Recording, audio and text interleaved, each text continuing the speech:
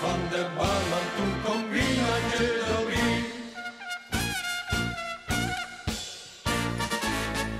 Wij wil blozen bij ons bent, ter wieler echt niet blozen kent. Dan vertel voor jong, doe kan ze beter loten. Weet secretaris, draagt de vaan, als schafste dicht een trunke aan. Maar zij oeders repetities te verkloten.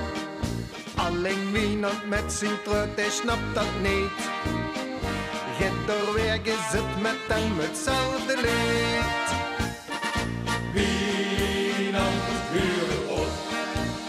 Waarom in truiken die door springen onze kop?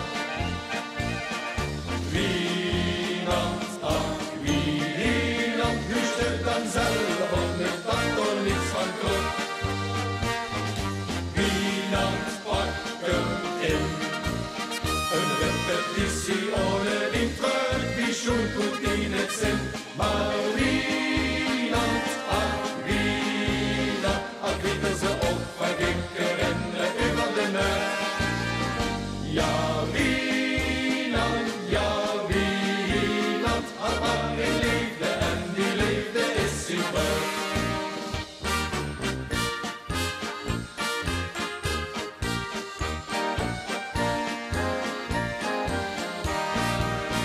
Zijn cv dat zo goed uitwenste, dat loos dat dichtig goed. Toch al andere rieuwen afgewezen. Volgens Wienand een klassiek geval van vriendjespolitiek. Maar ook een man zo wirieus al motte kiezen. Zijn cv dat was zo goed, dat was zo schoon. Dat veer hem destijds geen auditie leed te doen. Wienand, huur op. Waarom in truiken die door springen onze kop? Wienand, ach Wienand, nu zit dan zelf op net dat er iets van klopt.